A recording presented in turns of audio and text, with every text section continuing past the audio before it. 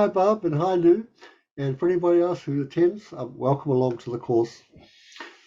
So we're doing a course on compassion, and this is the fourth of the classes, and there are sort of four in the series. So let's begin as we normally do by taking refuge and generating a mind of enlightenment. So please get comfortable in your seat. Try to make sure that your back is straight and your shoulders are relaxed.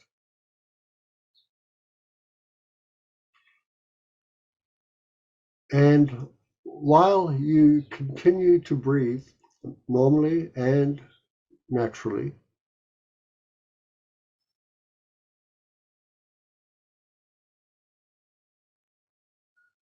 become aware of any movement that takes place in your body whenever you inhale or exhale the breath.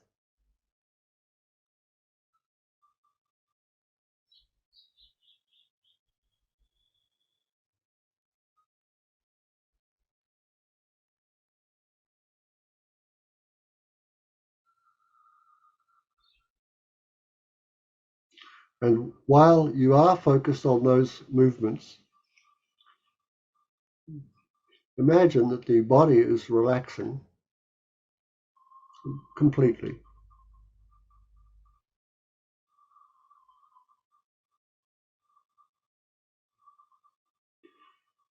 And with the mind focused, it's very easy to imagine the presence of the enlightened beings in front and slightly above the level of your eyesight.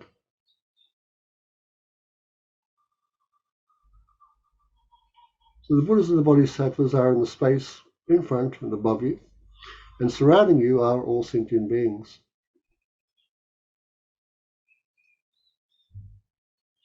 And take a moment to recollect what you have in common with all these sentient beings surrounding you.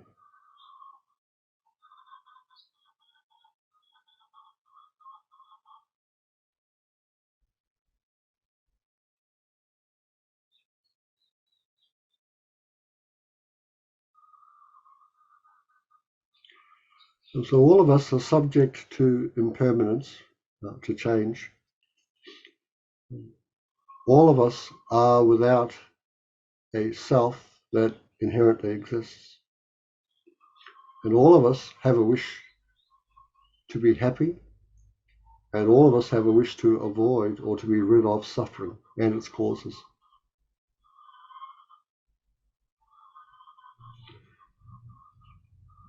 And remember that you have all the causes and conditions to put an end to your own suffering and help others do the same.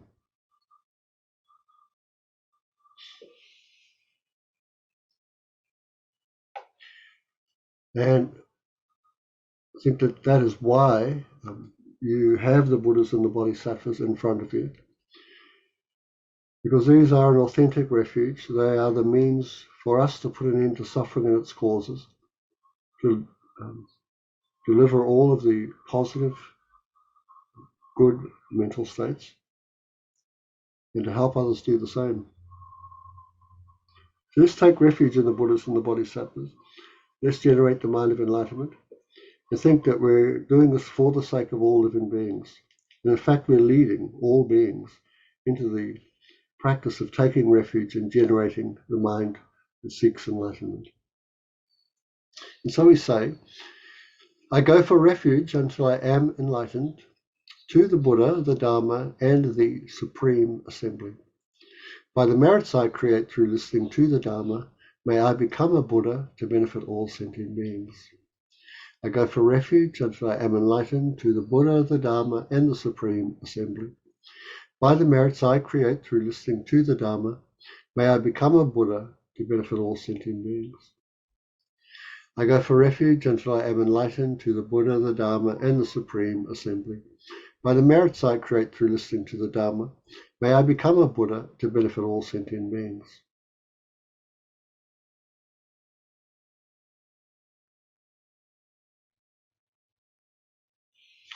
So I think that in response to this prayer of ours, lights and nectars pour out of the heart of the Buddha, and they wash over us and over all the sentient beings surrounding us. Every hindrance and obstacle to genuine and authentic refuge is swept away.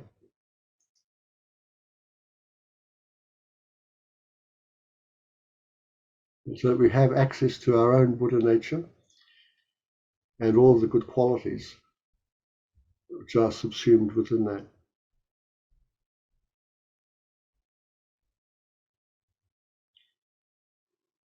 So recollect all the beings surrounding you and bring to mind these four immeasurable and boundless thoughts. May all sentient beings have happiness and its causes. May all sentient beings be free from suffering and its causes. May all sentient beings never be separated from the happiness that is without suffering. May all sentient beings abide in equanimity, free from the bias of attachment for friends and hatred for enemies. And again, lights and nectars pour out of the heart of the Buddha.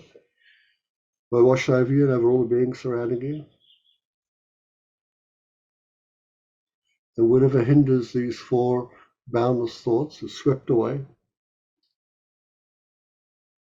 And we find ourselves naturally possessing boundless love, boundless compassion, boundless joy, and boundless equanimity.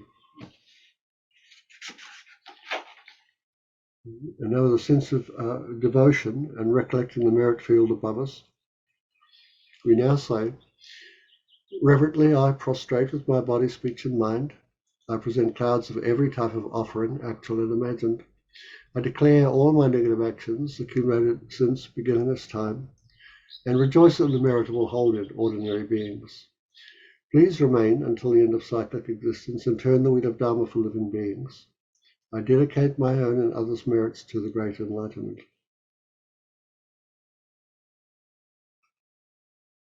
Then recollecting the wisdom realizing emptiness that opposes clinging to inherent existence.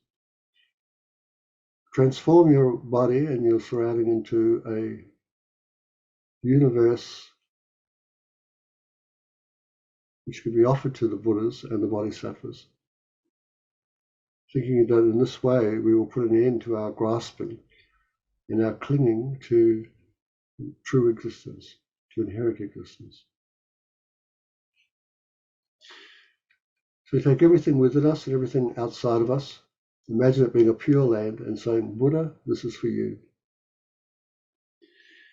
We say, this ground, anointed with perfume, strewn with flowers, the dormant Mount Meru, 4 continents, the sun and the moon. I imagine this as a Buddha field and offer it. May all living beings enjoy this pure land. Idam Guru Ratna Mandala Kamnayatayami. The mandala is offered and it's accepted by the Buddha, and he looks down at us and he smiles with delight. And we look up and we look up into his eyes and we see that delight is also expressed as compassion and acceptance.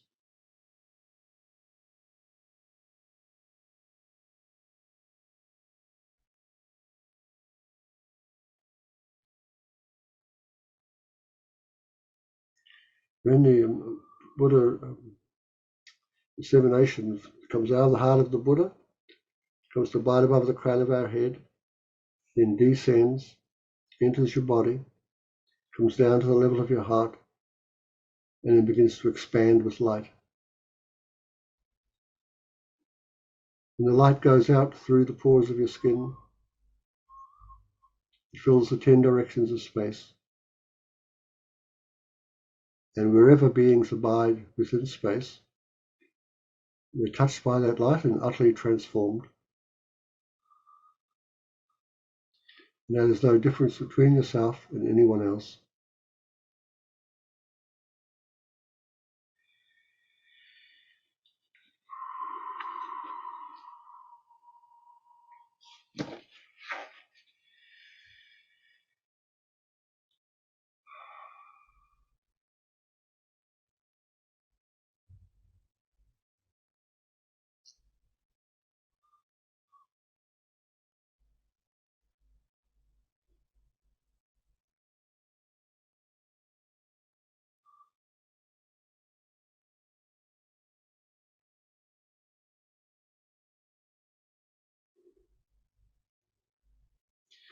And from the 10 directions of space, the light begins to recede and it's drawn back into your heart.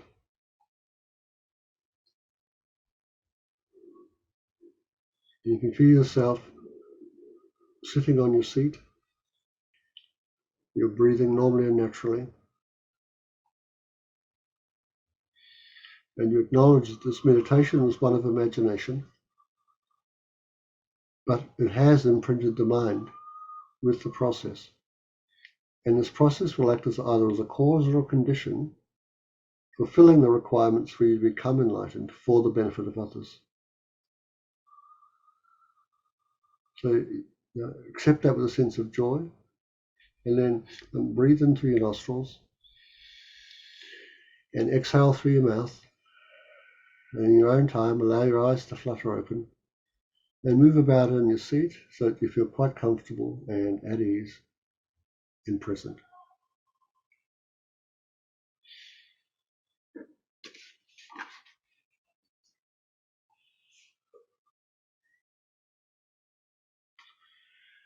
Okay, so let's have a look at what we have done. So we began the series by saying that empathy was not compassion, and there are a number of different types of empathy we looked at. Excuse me.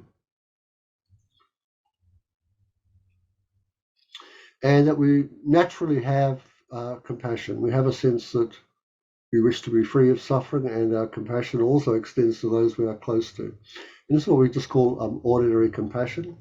We wish to be free from suffering. We wish to protect ourselves from suffering.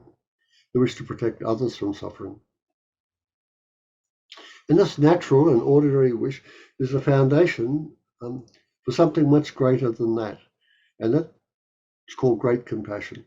And it's where our compassion extends to every living being with impartiality. Now, to turn ordinary compassion into great compassion, we have to sift out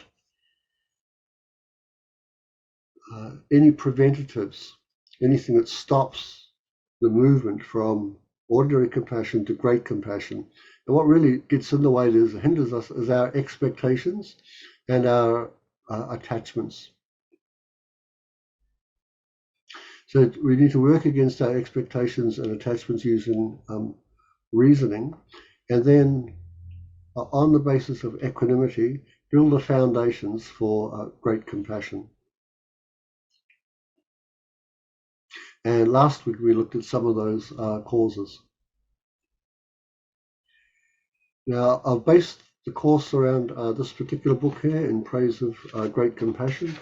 If you don't have it, I'd suggest you purchase it. It's a fantastic book. It's really useful. In fact, all the books in this series are just terrific. Now, today we're going to look at the objects of great compassion. And by doing so, we're going to look at 6 analogies that demonstrate how we can think of something quite ordinary, but use it to develop greater compassion. Now, compassion comes about when we're sort of looking at suffering, and we know that suffering is taking place, and we either want to sort of avoid it ourselves, or protect ourselves from it, or help others avoid it and protect themselves from suffering. And suffering has its causes, right? And these causes are supported by conditions. And when we find ourselves suffering, we could call this this is an aspect of what we call samsara. And so I want to begin by sort of talking about how samsara comes about, and then how to develop a path or develop a way to avoid it or protect ourselves or someone else from that type of suffering. So just for a few moments, let's look at how samsara comes about, And this was taken from this book, In Praise of Great Compassion. It's on a page at 183, if you want to have a look at it. I particularly like it because it's very brief and it gets to it really quickly. So I'll read this out to you when you put this up. So basically, we are ordinary beings, and our condition is not perfect, is it? It's sort of unsatisfying in many different ways. And this is basically our daily life. Now, if we can recognize the suffering that's going on within our daily life, this can be the basis for generating compassion and then great compassion. So samsara comes about with the thought I. So we have the thought I, and then we cling to the I or self as an inherently existent person. Now, the person or I sort of merely exists by being merely designated independence on the aggregates. So it means that if you have like a body and mind, the name I is given to that. So the body and mind are the aggregates, and the name I is imputed to that, and we call the body and mind I, me. Now, that's how we actually exist, right? So whereas the mere I or person exists by being merely designated on the aggregates, one of our mental factors, called the view of a personal identity, believes the I to exist inherently, with its own essence, independent or not dependent upon all other factors. So it's funny, isn't it? Like we're taking something that does exist, but it merely exists, the word I, and then this view of personal identity comes along and takes it and makes it into something that's actually not. It sort of blows it up, gives it a false appearance, and then believes it's true. So when we see the aggregates, our body and mind, to be under the control of an inherently existent person who regards things as mine, then our view of personal identity grasps the mind or believes the mind to now inherently exist. It's as if we were looking in a mirror and we thought our reflection in the mirror was real me, right? Or I was in the mirror. So we have this idea that I am more than just the name I imputed. That I'm in here somewhere, or I am that body and mind. So when we see our aggregates as being under the control of an inherently existent person who regards things as mine, we grasp mind to exist inherently. And then what we're going to happen is that we have attachment to the things that make us happy and aversion to the things that make us unhappy. So anything that disrupts my happiness or causes me pain, in response to that, all the afflictions arise.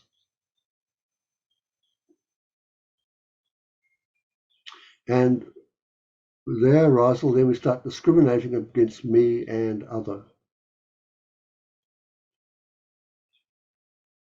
So His Holiness says we discriminate against every person and object we encounter in terms of its ability to bring us happiness or pain. This makes our view very narrow and our actions self-centered.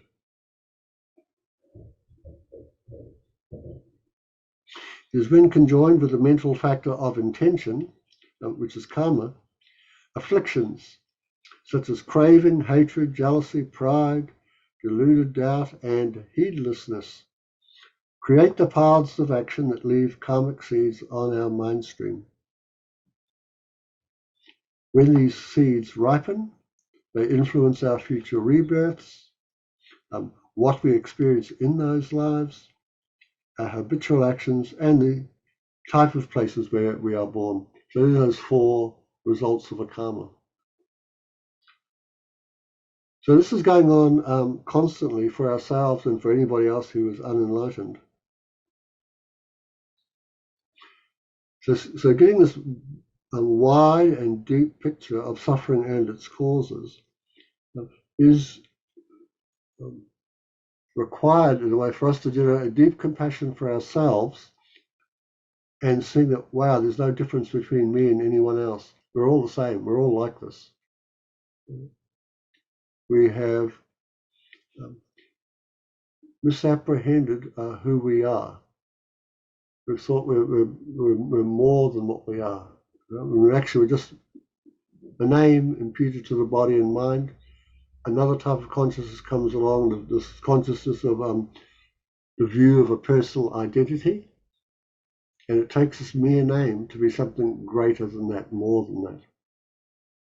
And in fact, all that's required is the name and everything works. But this view is not satisfied with that. It just thinks we're something more than the name, more than just the name imputed to the body and mind. And like I said, from there, boy, everything starts happening. Self and other arise, then attachment, aversion, then all the other afflictions, and the actions, and the actions produce consequences. This is our samsara and the samsara of everyone else. Now, if we want to develop like a compassion that's really free from the bias of this expectation and attachment, we'll need to do it in stages. Now, we looked at these stages last week. We covered these different causes, and we began with starting with equanimity. And the purpose of this equanimity is to remove any bias that we have and to balance our sort of way of being in society, our way of being around everybody. So we have a sort of balanced mind here, and our social reactivity is settled. Then from that basis, we work to see recognizing others as our mothers. This, of course, requires a belief or an acceptance of a working hypothesis that past and future lives exist. You have some idea of the nature of the mind. We recall the kindness of our mothers. This is to inspire gratitude. And remember, it's not just our mothers. It could be your fathers, your brothers, your sisters. In fact, when you do this meditation, in the Sanskrit tradition, they see all beings as our mothers. In the Pali tradition, we see ourselves as being parents and everybody else being children. So you get it either way, right? You just no escape here. We recognize the kindness, gratitude, resolve to repay that kindness. This is just a way of repaying affection with affection, leading to affectionate love. And again, this is to inspire the recognition, the understanding in the value of others being happy. And although we haven't really spoken about affectionate love in any great depths, next year I will. This is a wonderful topic again. So we come to this affectionate love, and this is going to be the basis to place upon it the great compassion. And now I'm going to introduce you to a quote from Arya Chandrakirti. Many of you might have come across this quote before, but it's talking or pointing out the different sufferings we've got to become aware of within ourselves, first of all, so that we can extend our understanding to others. I forget what the book. Anyway, here we go.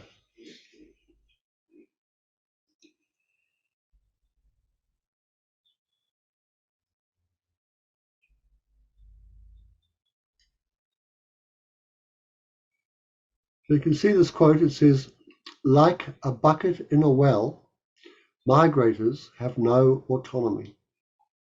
First, with the thought I, they cling to a self. Then with the thought mine, they become attached to things. I bow to this compassion that cares for migrators. Homage to that compassion for migrators, seen as evanescent and empty of inherent existence, like the reflection of the moon in rippling water. So our class will be about this quote.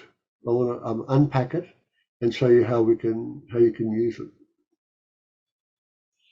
Within the quote, as you'll see, there are six in this first bit here. There's 6 analogies.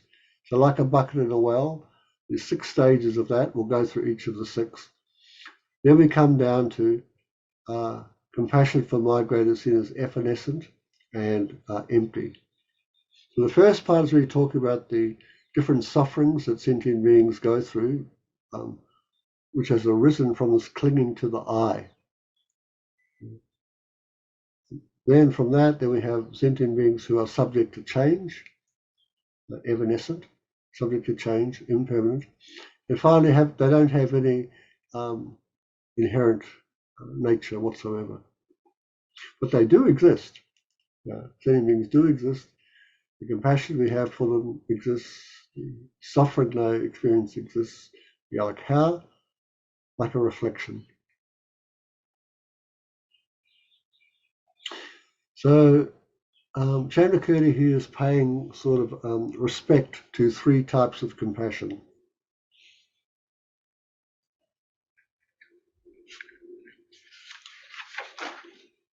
So the first analogy is we have this well and we have a bucket and we've got a rope tied to it. And of course, this bucket is going to be lowered into the well and it's going to be used to pull up water. But to lower it into the well, you've got to have a strong rope and it's got to be tied securely to that bucket.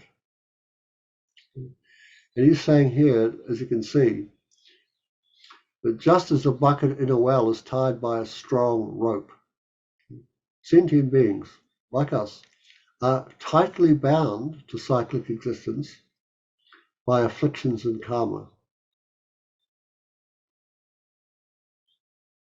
So a rope is tightly bound to the bucket, karma and afflictions tightly bind us. So what do they bind us to? So samsara.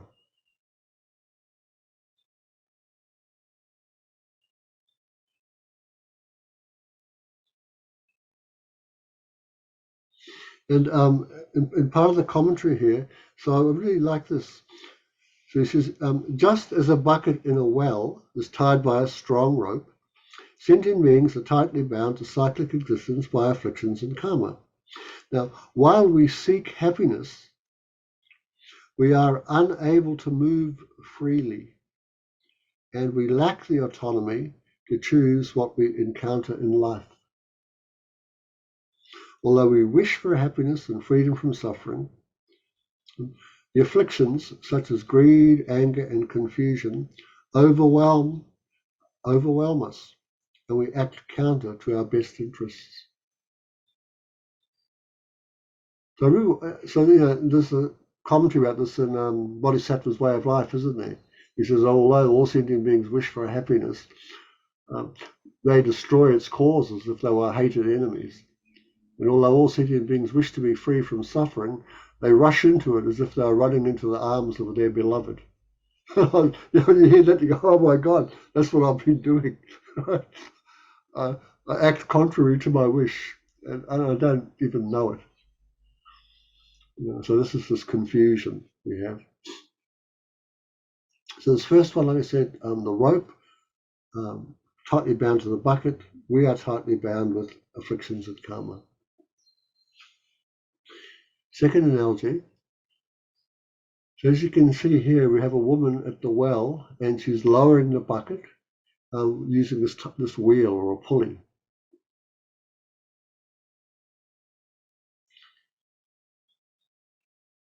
And sort of suggesting or saying, this is the operator of the pulley that moves the bucket in the well. Afflictions and karma move us. They are our overlords. They have it over us, and they determine our experiences.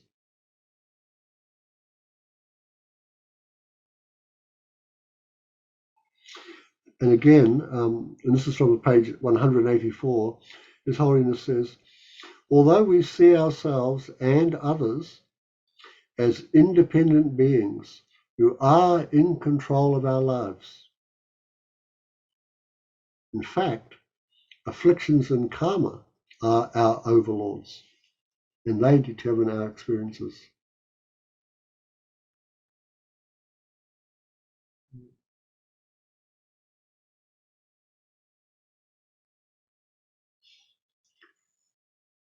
So we're bound tightly by karma and affliction, and then these karma and affliction are our overlords. But they're going to determine our experience.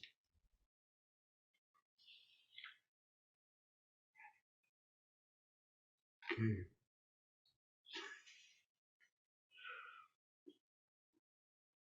So the third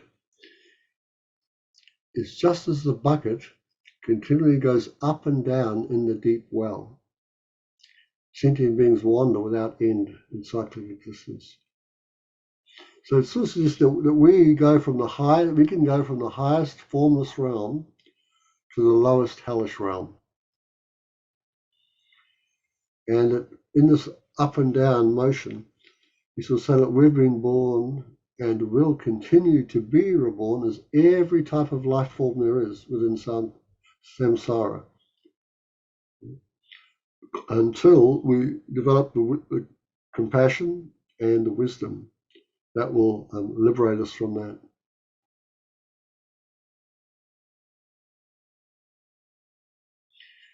Now the next slide goes very well with this one.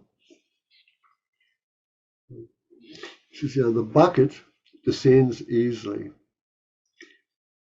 but great exertion is needed to pull it up again. So sentient beings easily fall to unfortunate rebirths, but have to exert great energy to get the cause and conditions for a fortunate rebirth.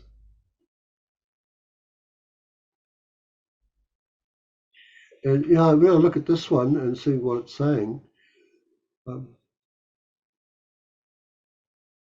To me, this is very reasonable and true. If we just look at our lives just within this life, if we just talk about the way of the rebirth, the fortunate complete rebirth, then I think, well, it's pretty easy to get upset, isn't it?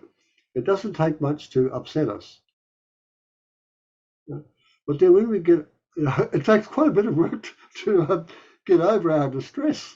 If it often takes more work to get over distress than it takes to become distressed. It's very easy to become unhappy, but requires quite a lot of work to move from that state to become a happy person again. So not much energy exerted to have a bad experience, but a lot of energy required to have a good experience. So that's even just in this life. So okay, just move that forward and go, wow, it's the same, isn't it? Easy to fall into easy to go downhill, hard to move up.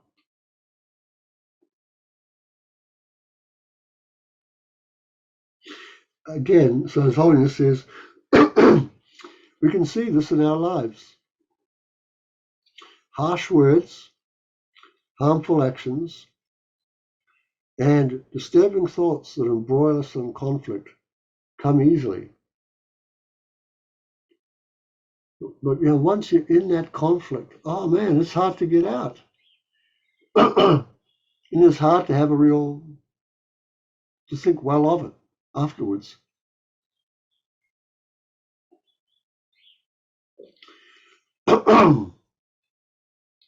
So this one and the other one. So this one you go down and up, and this one is saying, yeah, you can go down real quick. It takes a lot of effort to come back up. Right?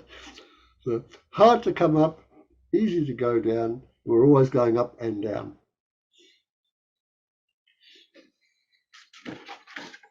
And the ones before that, karma is our driving our experiences. They're the overlord, and we're tightly bound to our karma and affliction. So then we come to number 5. And this is a different type of water device, or gathering water device, like a bucket. So here you can see with it, when it's on a wheel like this, the bucket goes round and round without a discernible beginning or end.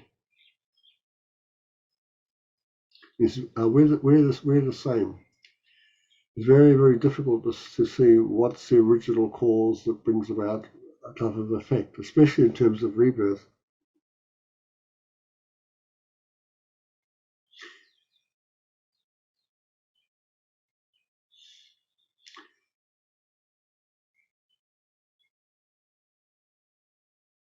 So this verse is really talking about the 12 links of dependent origination, especially the afflictive links.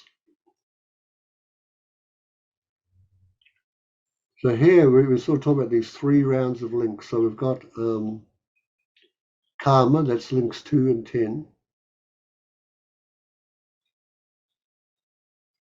Then we have, I think it's 1, 7 and 8. That are the afflictions, 1, 8, 9. And then all the rest are suffering itself.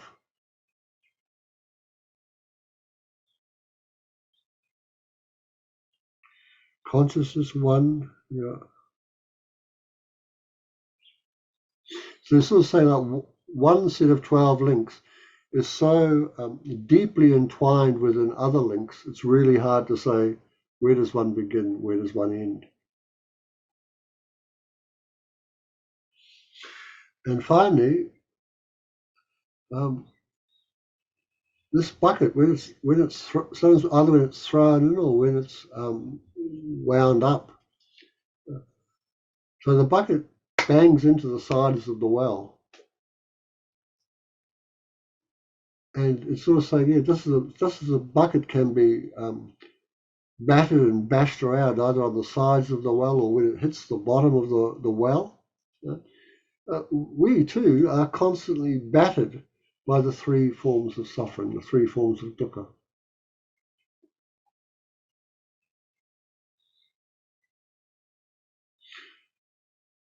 These being, of course, the dukkha of pain, the dukkha of change, and the dukkha of pervasive conditioning. So ordinary physical and mental pain, when happy situations transform into uncomfortable ones, and just the fact that we've got this body and mind that is under the control of karma and delusion.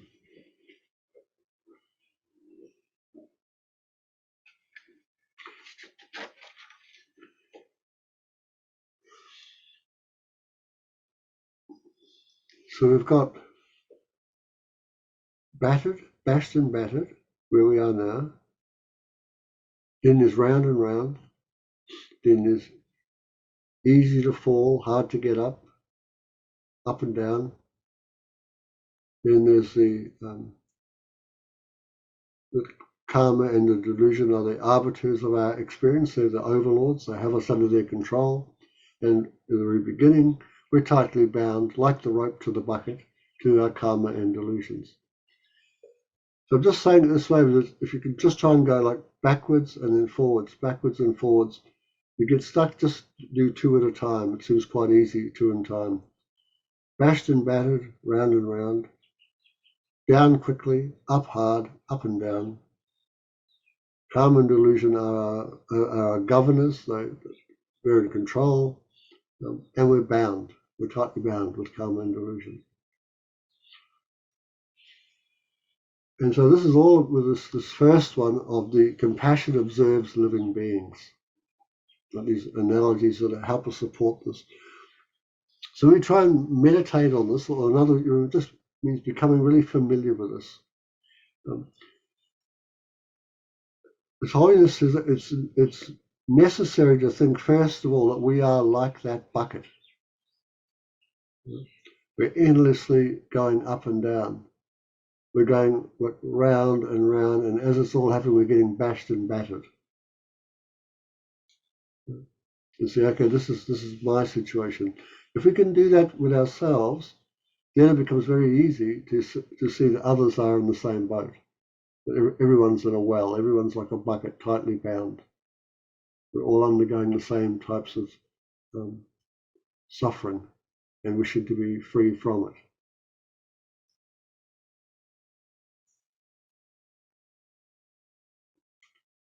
So if you try and to summarize this like in a sentence, this is the one I use. Every sentient being lacks control, meaning every sentient being is under the control of karma and affliction. And so we don't have the control, karma and affliction does. We can exert some control with our understanding and usage of the Dharma. So it's not like we're completely out of control. That's not the case. So we need to get more and more control so that we don't keep undergoing this process of cyclic existence.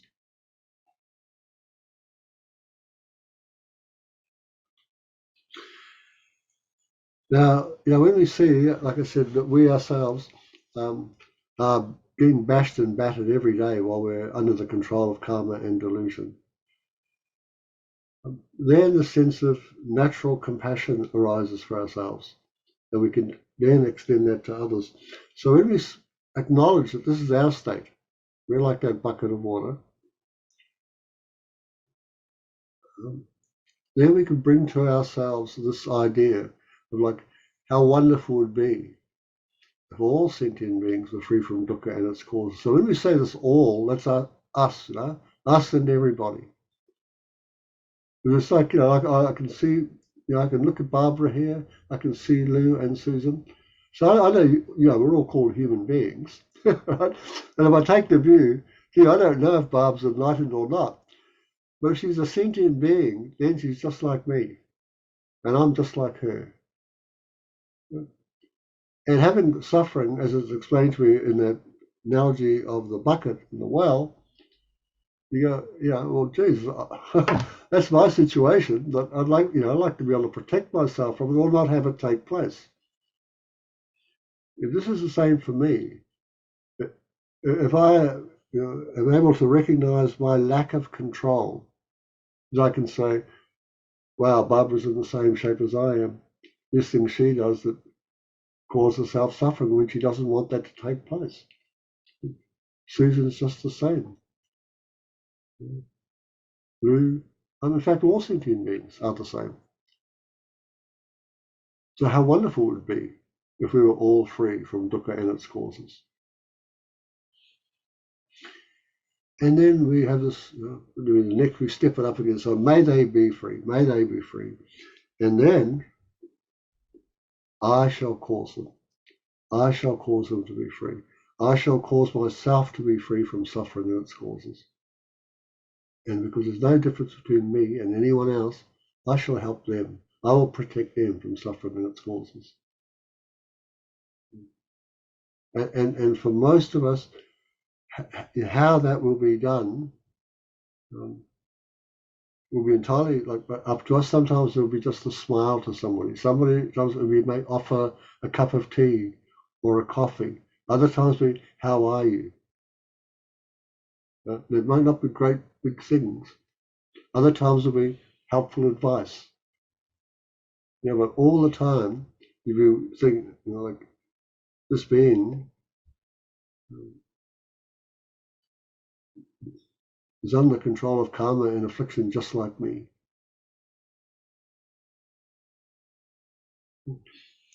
And for us, the lovely thing, with this knowledge, we also know it's possible to be free.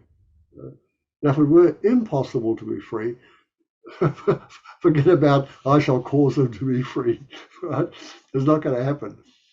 but because the freedom, because the suffering actually arises out of causes or conditions, and basically a mistaken idea, just a wrong idea. There's a wrong idea in play. Most people believe this wrong idea is true. We've looked at this idea and discovered it's false. We do not have any inherent existence, and all the actions and all the beliefs and everything associated with them, they're all false. So I can bring about a state of liberation. It's possible. So we just take on that responsibility. And again, you might straight away become sort of worried or dejected. And what I often think is that when you are, it's just because you're thinking in terms of one life. So you go, oh yeah, that's right. I just can't do it because it's just one life. I'm thinking in terms of one life.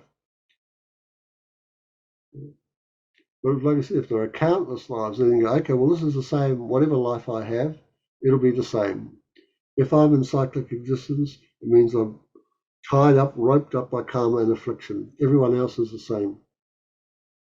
Again, I just want to be free, just like me. So will I. So I continue the work. I continue trying to free myself. I know others are no different than me. I do the best I can to help them. It's like this holiness often says, if you can't help them, please don't make it any worse for them, right? It's hard enough, as you all know. It's hard being a human being. So we do our best not to make it any harder for ourselves, and we know it's the same for others, right? And then he goes, if you can help, help. And other times we'll say, look, try and help. But if you can't help, please don't harm. So you can sort of go up one way and come back the other, makes no difference.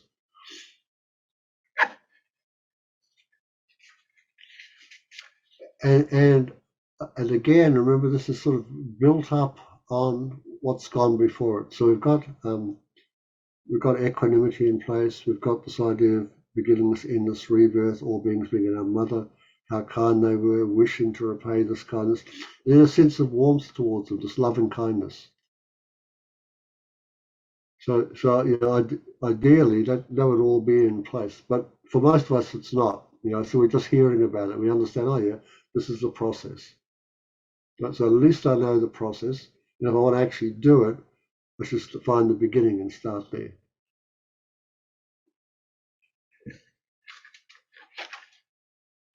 Okay, so we're going to come on to another part now, the part where we're actually looking at the. We're not. We're just going to finish this part off. Sorry. So here he gives his homage to that compassion for migrators. She is evanescent and empty of inherent existence, like the reflection of the moon in rippling water. So everything up to this point has been about the ordinary sentient beings like ourselves that we can see and acknowledge their suffering. And their suffering is because they're bound by karma and affliction. That's the causes of their suffering.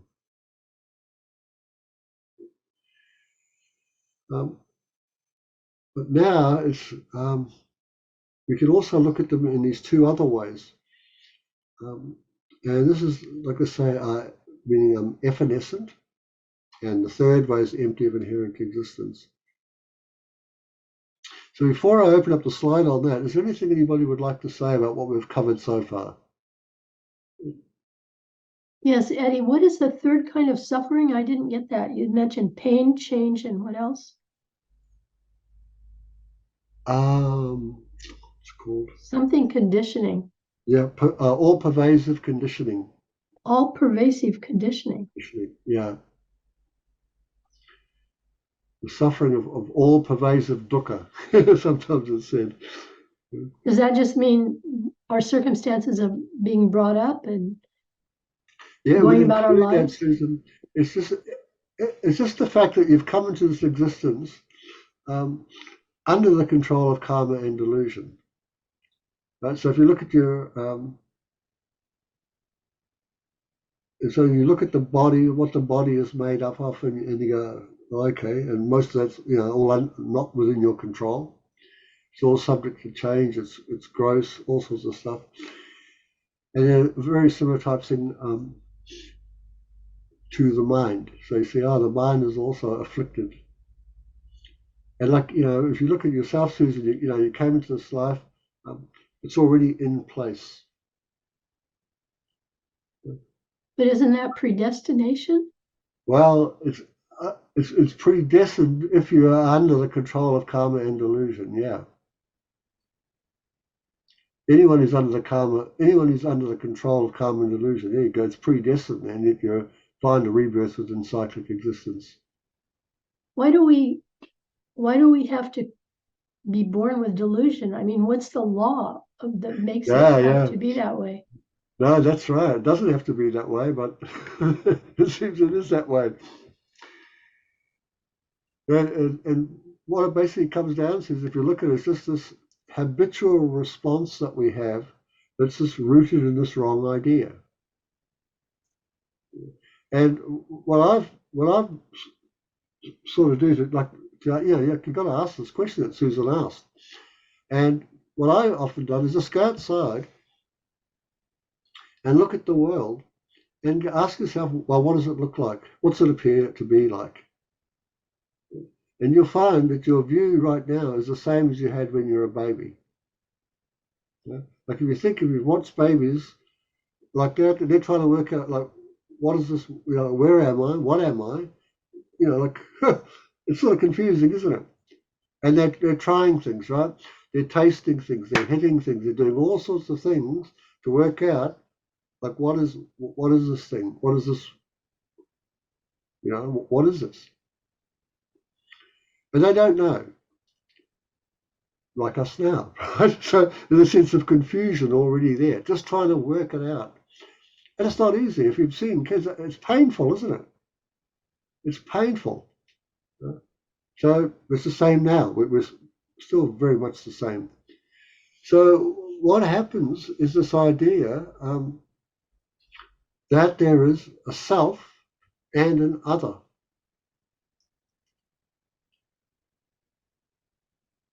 Right? So it takes a bit of time for a baby to work out about the other, isn't it?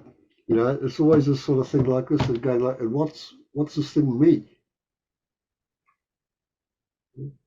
And this self and other appears to the baby, and mostly for nearly all of us, even at our age, as if our reality is intrinsically existing.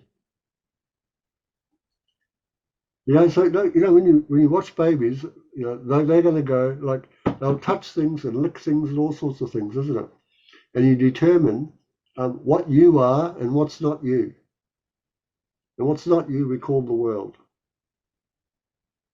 And it looks external to us, objectively existing, independent, not dependent on us. It's there. We're the same, right? Even right now. So babies, children, and for most of us, you never get a chance to actually to check it out, to analyze it, to see, is it really the case? Is it really the case that I exist in the way that the world and myself appear to me? Is that real? So once that sort of thought comes in and you decide to check it out, suddenly you find, oh my God, it's not anything like what it appears to be. What it appears to be is like independent and objective. In fact, it's highly subjective and dependent. And these funny things, Susan, like, you look at all the things around you, and it really does look like, the colours are over there. Like, I can see you've got like sort of a yellowish or creamy yellow wall behind you, Susan. It looks like it's right there, right? But then you work out and go, holy heck, the colour yellow is dependent upon all these different things. One of the most important dependencies is your own consciousness and the fact that you've got eyes. So it's not over there, it's actually been created dependently upon our senses, upon the phenomena called light, upon the word yellow, so forth, It doesn't look like that. So there's a disconnect here between what exists and how it exists. And this has been going on for a long time, Susan. Right? So most people don't even go down there, just leave it alone. It's just like, that's the way of the world, we say, This is how things are. But they're not like that. So this idea of like having, being ignorant or being confused for so long, it affects the mind, Susan. Right? And so, like I said, as we saw in the first one, how does samsara brought it about? How's it brought about? So things that merely exist through the lens or through the view of a reified view messes it up every time, gets it wrong every time.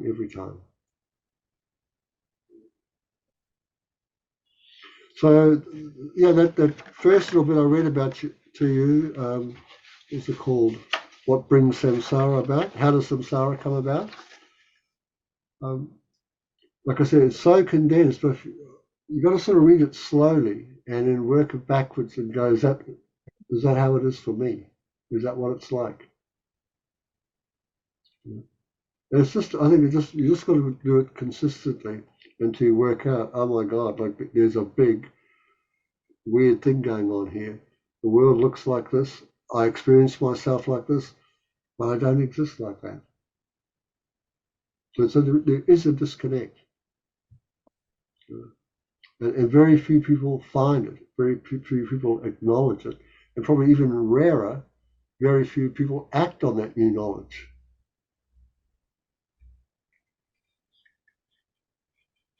Eddie, there's a question in the chat box. Sure, can you read out the question for me? Is this the id becoming the ego? I'm not really familiar with that presentation, but if you tell me what id is and what ego is, then I guess if you misperceive the id and think it is an ego, something real or whatever, then that's the mistake. But I'll give you some examples here of showing you how this process plays out, right? In these next two things. So what we're going to do first is have a look at this type of compassion called compassion observing phenomena. And what this is getting at is that phenomena and persons in particular afflicted by disturbing emotions are subject to change. So this analogy, this picture, is a way of trying to remind us of that changeability. So here it says that, you can do this if you've got a view where you can actually see the sea and the shimmering that can take place, or a lake, or a large body of water. Then you can have a look at this and you'll actually see it, go, I remember that analogy or that metaphor. And then have a look at it and then run it back until you work out it's true. It's just like that. It's true. So here's the little story, right? So in a clear pool of water, shimmering with ripples, which are caused by a breeze, the reflection of the moon appears.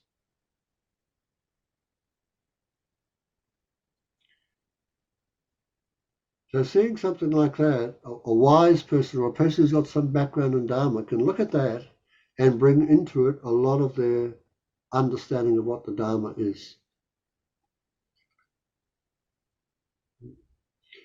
So here, His Holiness says, the excellent ones, or somebody really familiar with Dharma, who understand its nature understand the impermanence of the reflection, and also know that it is empty of being a real moon.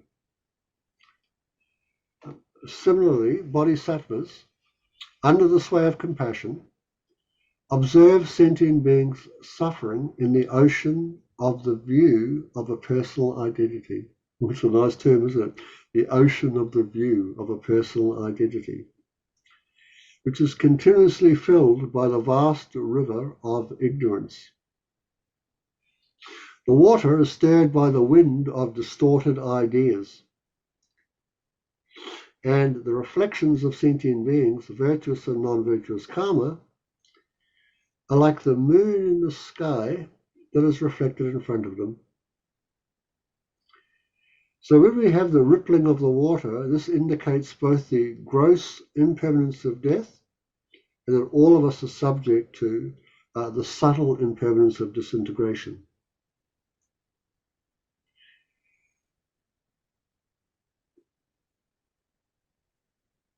So I'm pretty sure that all of you would believe that if the conditions change, the moon will not be seen reflected in the water.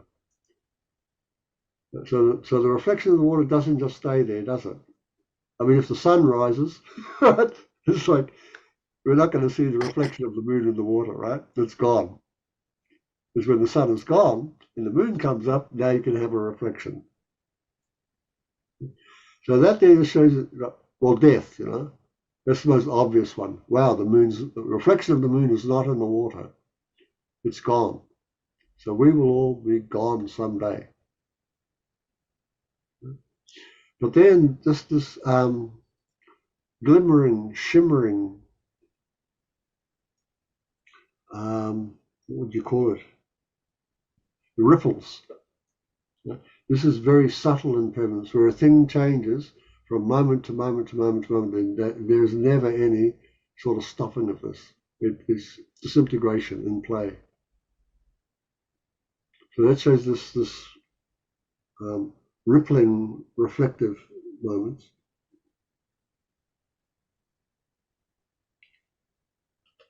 But when we come to there's another thing there too, which is that, of course, when we look at the reflection of the moon in the water, the moon looks as if it's in the water, doesn't it? Or it's on the surface of the water.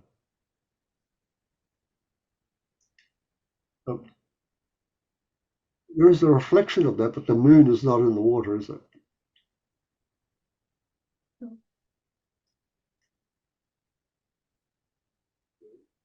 Although it looks like the moon is in the water. So when you take something like that, then you look at a sentient being like you and I, we're all looking at each one at one another. Where do I appear to be to you?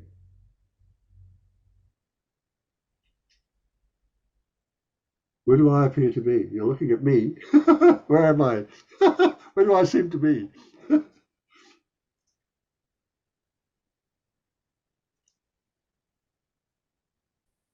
In an office, or maybe in your house.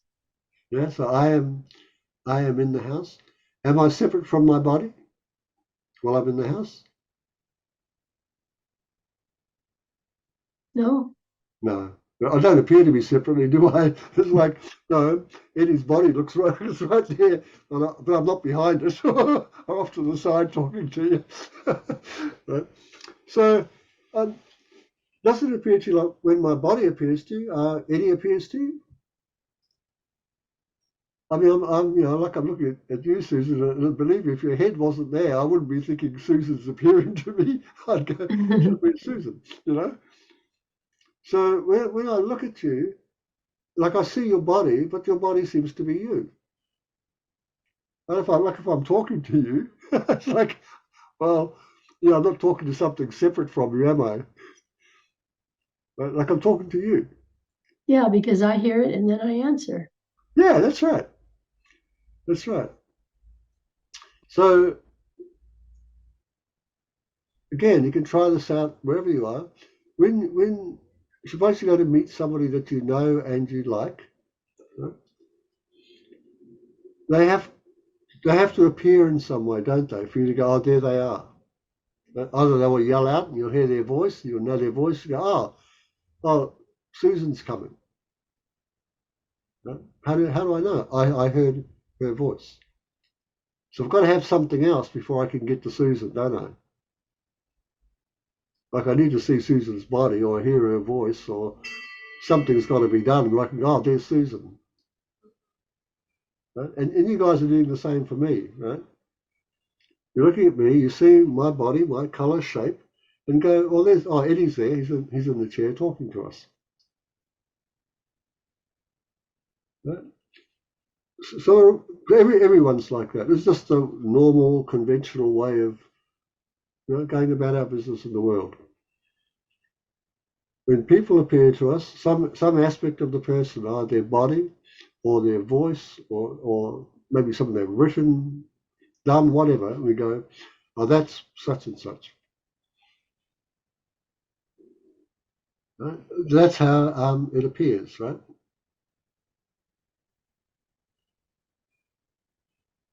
So that's like the moon appearing in the water. If the moon appears in the water, you appear when I see your face, part of your body, and talk to you. The other thing is, okay, so if you're really there, if you're truly there, then I should be able to find you somewhere within the parts of your body. If you're really there, right? And of course, when I do that, I don't find you really there. Just like you don't find the moon that's in the water. The moon isn't in the water, and I am not in my body, and you are not in your body, Susan, and Barbara's not in hers either.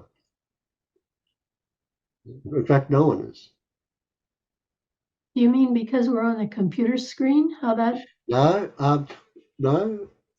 It's just if you have a look inside your body and mind, you're not found there.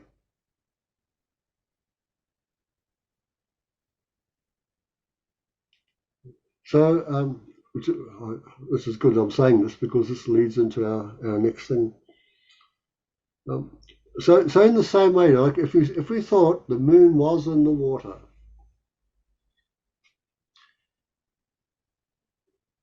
one of the real ways of finding that was not the case.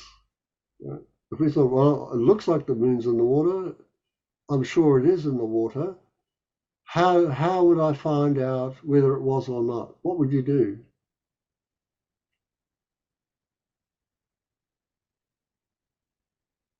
What's something you could do to discover whether the moon is actually in the water or not? Take a boat over there and feel the water. Or the moon, whichever it was. Yeah, that's right. Put your hand down, try and find the moon, isn't it?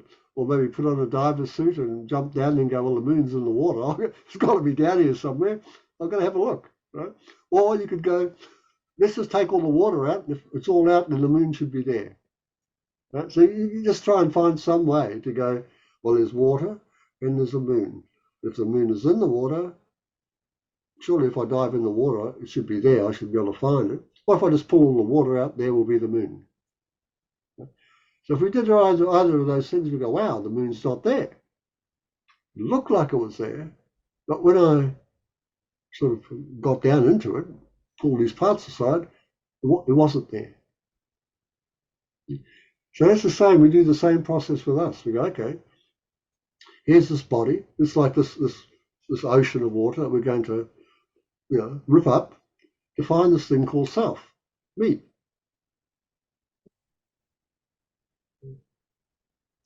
So when we do it, of course, we don't find a me. And when we don't do it, me appears to be right there. Just like when we don't do the analysis, the moon appears to be in the water. Just like us, if we don't do the analysis, and it's quite right, isn't it? We go, oh, there's Susan, there's Eddie. We all accept that that's the case. It's conventional reality. As soon as you see the body of the person or the mind or the voice of the person, whatever, you can just say, oh, here comes Susan, here comes Eddie. Yeah, yep. And just like looking at this, yeah, the moon looks like it's in the water. Wow. Yeah, it looks like it. But is it like it? We see, no, it's not. It's not in the water, but there's a reflection of it. Same as this. No, the eye is not in the body, but the eye still exists. But how? It's imputed to the body. It's a name given to the body. So that when we see the body of somebody, we call that body that person.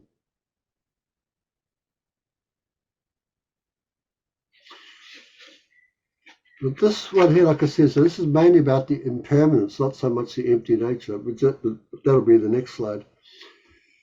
So here this thing is like, if it's, gross impermanence and death, that's simple. We can get our head around that. We know many people who were seen last week or a year ago or something, and now we're never going to see them again because they're dead. This is gross impermanence, big change. They were there, now they're not there. We see that. But what brought them to not being there? Then you go, that's, well, it might have been an accident, but it might be what we just call old age, right? They just died.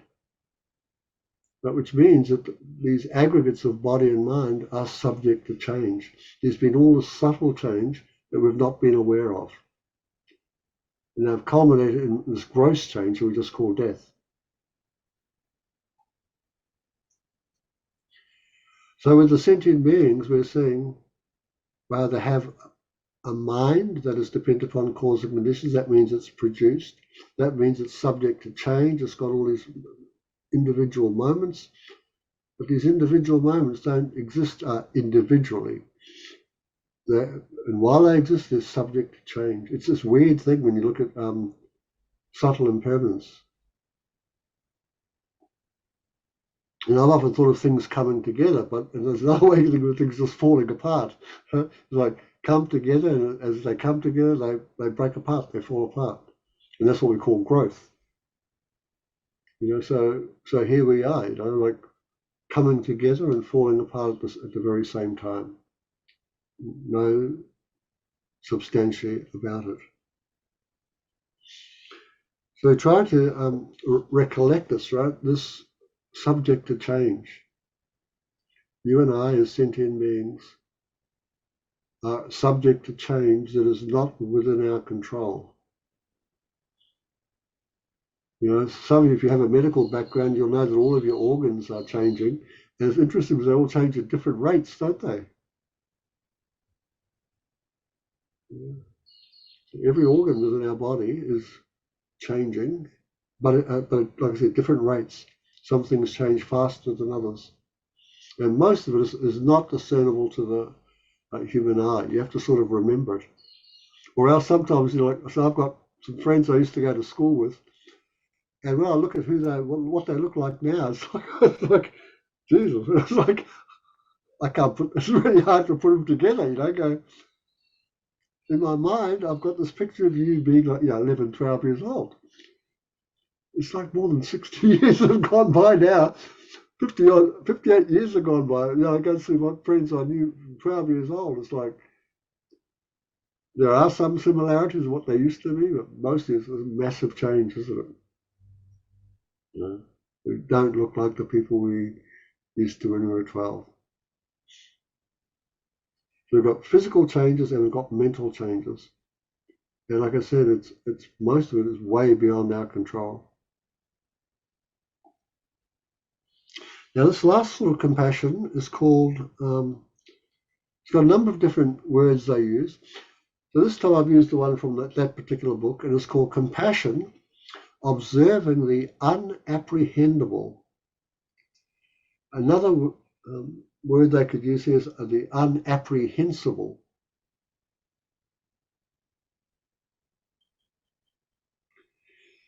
So the question, I guess, is to ask you, so what is not apprehended? And what is not apprehended is a self or a person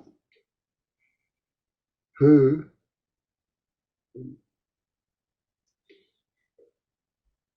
has inherent existence. You could also say a person who has self-sufficient and substantial existence. That is not apprehended. That is not seen. That is not known. Now, so why have that sort of compassion? Right? Well, it's interesting is because although it actually doesn't exist in reality, inherent existence or a self-sufficient, substantially existent self or person, none of those exist in reality. They're thought to exist by the vast majority of people. So there's this massive mistake being made here. And of course, this is that first slide we showed what creates samsara. It's apprehending or believing in, feeling all the stuff about self, where in fact no self like that exists. Like the same idea of thinking, gee, there's a moon at the bottom of the ocean.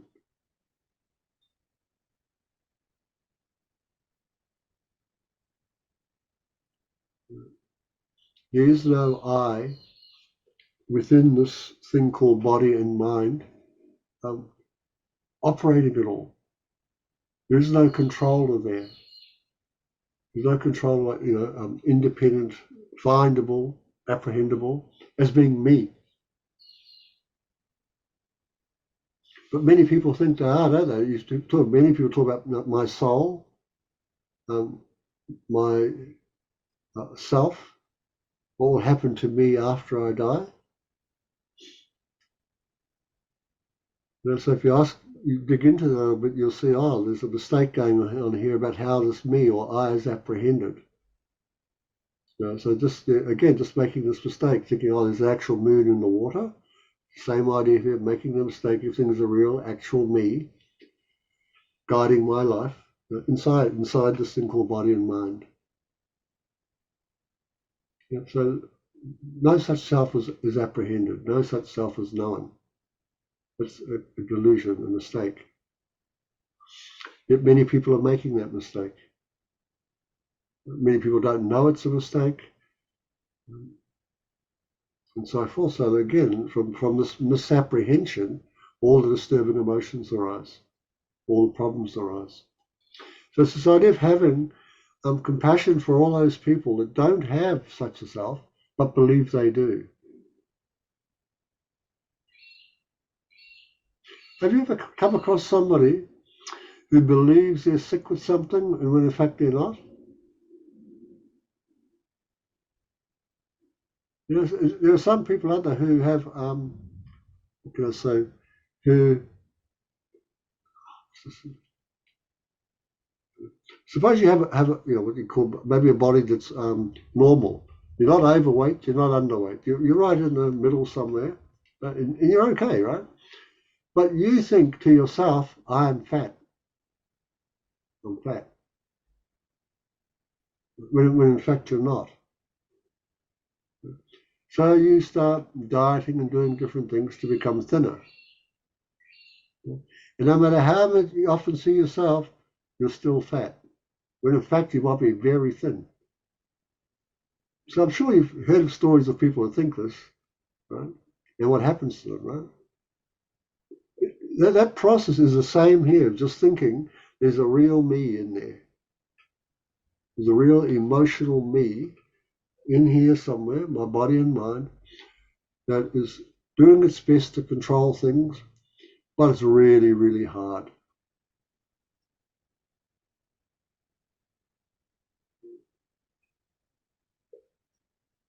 So to find out that that's not the case, you've actually got to do the analysis first to not find such a self. They say perfect finding is not finding. So if you don't find a person in there like you think you are, you've got it. Right? Yeah, that's perfect. You found it. Right? Good on you. Right? And that's the way it is, right? And then you go, Jesus, not many other people know this. Oh my gosh, I see. Just this wrong idea. what do you call it? Is it dyslexia? Is that no, it's not dyslexia. But it's that one where you sort of look at yourself. You've got a wrong idea of your own body image. Eddie, I think it's called anorexia. Ah, thank you, Bob. That's right. You're right. That's what it's called. Yeah, so like you're not fat at all. In fact, you're very thin. So in fact, you don't have a real self in there doing everything. But but if you, it's funny because if you think, well, if you did, how would it work?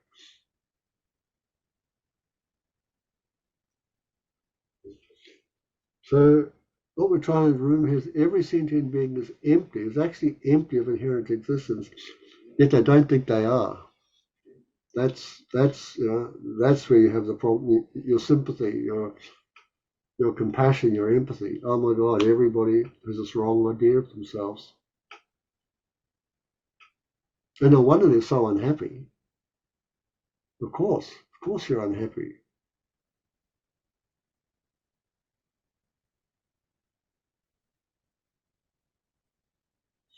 And so you'll see these different terms they use. Sometimes it's called, so every sentient being is empty of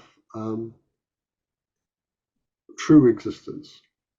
Every sentient being is empty of inherent existence. Every sentient being is empty of existing from their own side, and so forth. They use these different terms, and the idea is just to try and find those terms and make it work for you. So I particularly like the one, every sentient being is empty from their own side. And you go like, well, okay, what does that mean though? So what does own side mean? Because empty is like not there, something not there. Okay, own side, what's the own side of the person? Their body and mind, that's their side. That's them. But they're not in there.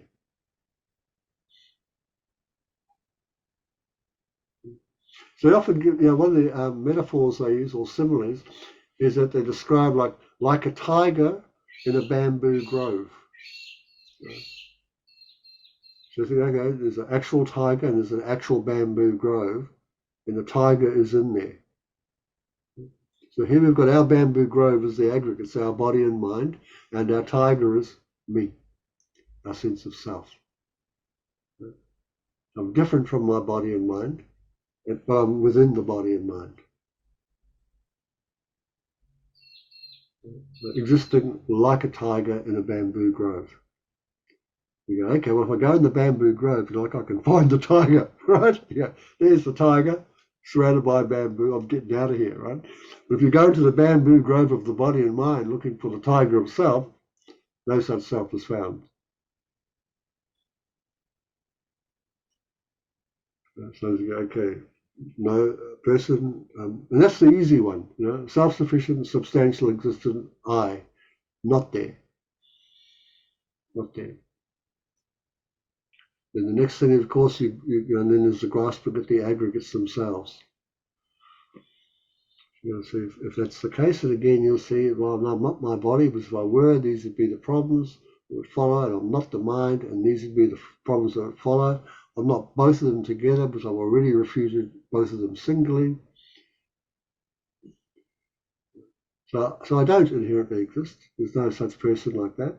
There is a person that dependently exists, that's me. I was imputed to the body and mind. That's who I am. That's how I exist.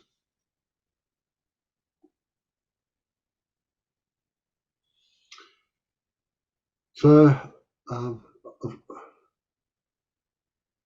understanding this one here, like, well, something will happen. You're going to see it. You go, oh my gosh, every animal is like that too. Everybody grasps at a strong belief sense of self.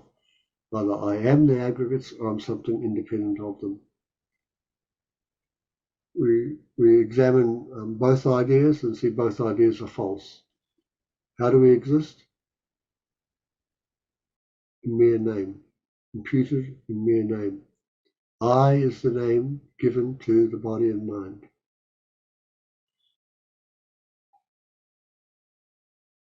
Now, seeing that most people, the vast majority of people, never draw that conclusion, aren't even interested in finding that sort of truth about themselves, great compassion arises. So we know that when you have this wrong idea about who you are and how you exist and your place in the world, you're going to meet up with many, many more difficulties and approach them wrongly and suffer because of it. So this great compassionate mind that we're developing is wishing to protect others from that, wishing to protect oneself from that view, that wrong view.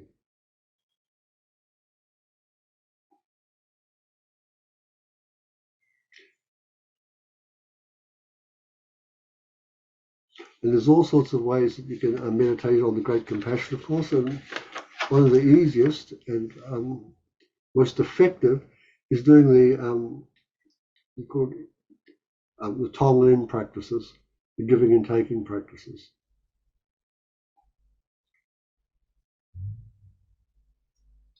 So look, we've come to the end of our little presentation for today. Do you have anything else you'd like to ask, or any questions about this?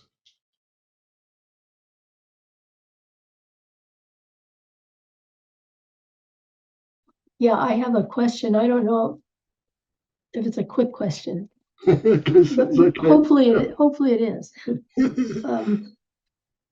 If it's not, okay, the thing we imagine to be the self, our self that exists, we associate it with things we do, the record of things we have done, the friends, all the things associated. If it's not really a self, what is it then? What actually is it? Well, it's a name. It's an idea named. An idea name. Yeah.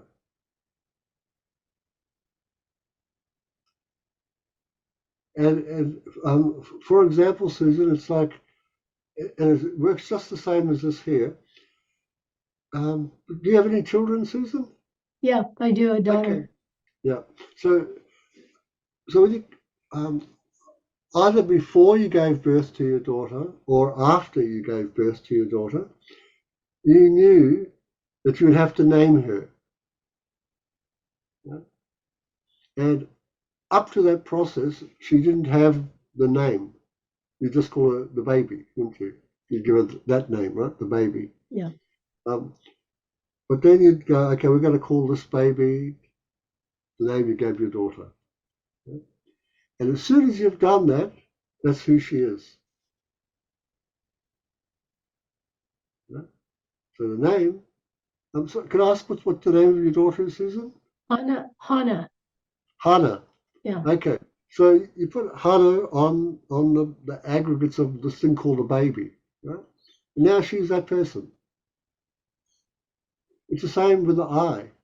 How it exists. This is how it exists, right? It's just a name, I, given to the body and mind of the sentient being. Right? It's not there from its own side. Right? It's not in the same way that Hannah wasn't there from the side of the body and mind, right? It had to be given. It was given to her by you. So we give, or the mind gives the body and mind the name I. And that's how we exist. We accept it, yep. But there, like I said, there's this other type of mental factor called, what's it called? The one of the, sometimes I call it the reifying view, the identity. And it takes just the name and it makes it into something more than just the name. When in fact it's not more than just a name. It's a name. That's all it's required for it to function. Everything will work fine. Doesn't need to be any more. As soon as Hannah is given the name Hannah, that's who she is. Doesn't require any more. Doesn't require Hannah from her own side and you, Susan, to recognise that, there's Hannah. Hannah, giving the name again, you don't need to do that. So just with us, right, we're just called I. Just a name put onto these two other things called body and mind. Right? And everything functions, everything works. And you'll go along, and then the I will go like, I am the doctor, I am the nurse, I am a school teacher, I am Eddie. So just another label the I puts on. But isn't it, and it's funny how the mind works, because sometimes, like I remember reading books and seeing films where people might have been a postman for some stage of their life, and then they stop being it, yet they're always known as the postie. Right? So this function now becomes the person. It's just a name again. So we're doing this all the time. For many of you, like when I was at school, the most amazing experiences I had, and really confusing, was when we were children, we had to get these shapes. You had a shape, and there was another shape cut out, and you had to put the shape in the cut out shape, and it had the word tree underneath it, or apple. So you got like a piece of hardwood. It's got a shape. You put it into the shape, and then you read the name. So we did one on a pine tree. I remember it was like like a Christmas tree cut out, and you put it in, and then you had to call out the name. And I'm looking at the two, and I'm going, how is that shape thing I just put in there? How is that the word pine tree? I couldn't work it out. Like if you look at the letters pine tree, they don't look anything like what a pine tree looks like, does it? And yet they're telling me that is that. And I'm going, that's not. The word pine tree is not a pine tree. And they go, yes, it is. That's what it's called. Right? So, okay, so it didn't make much sense. Okay, that's what it's called. So it doesn't take long once you've called that name before it appears to be that name, does it? Like I say, you look out and where are the pine trees? You go like over there, right? It's like, hello, there's a step missing. No, those things are called pine trees. And we are called persons. But you never find the person within the body and the mind, just like you wouldn't find the pine tree within the bark and the limbs and the trunk and everything like that, right? It's because why? Because it's afterwards. It's a label. You put it on it. It's called that. And we're the same, right? We're just these names put onto the body and mind. Body is just a name put on all the parts that are later be called the body.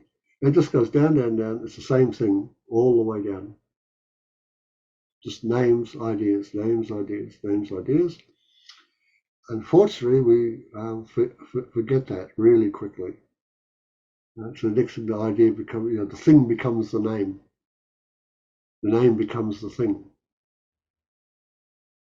And then problems.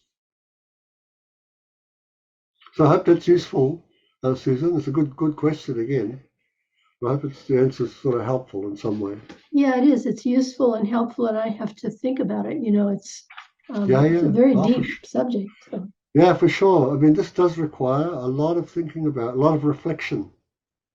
And especially if you can look back over your own life and go, gee, when that happened, was that because I made that misapprehension? Like I thought my child was the behavior she was exhibiting, or the way I described myself was the way I am. Yeah, we'll find we've done this a lot to ourselves and to others. So our takeaways, what is our takeaway today? So there are these 6 analogies. So please, like I said, break them up into 3 lots of 2. It's quite simple that way. Get knocked around, go round and round. Easy to fall down, hard to come up. Be up and down, under the control or overlord of karma and delusion, and being tightly bound with a rope of karma and affliction. Then we have compassion for ordinary sentient beings, the one of phenomena, meaning their impermanent nature, and lastly, the unapprehendable. Compassion for those people who apprehend a self where there is none,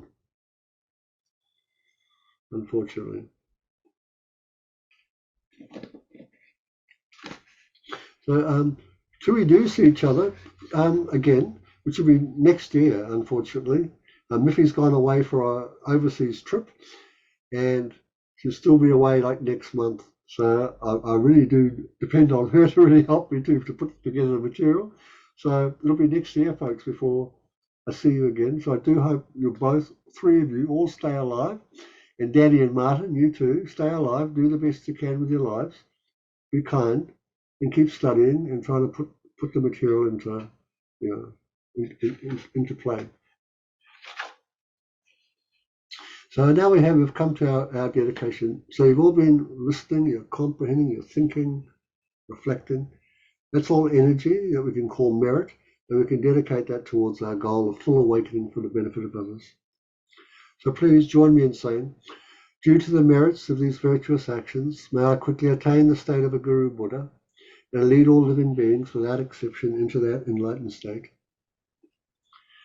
May the Supreme Jewel, Bodhicitta, not yet born, arise and grow. May that born have no decline but increase forevermore. And as long as space endures, as long as sentient beings abide, may I too remain to dispel the sorrows of the world. And finally, a prayer for the quick return of the person we used to call Lama Zopa Rinpoche. In holding and spreading the Muni's precious and complete teachings through explanation and practice, you wore the armor of patience that is never discouraged. Incomparable, Venerable Guru, to you I make this request.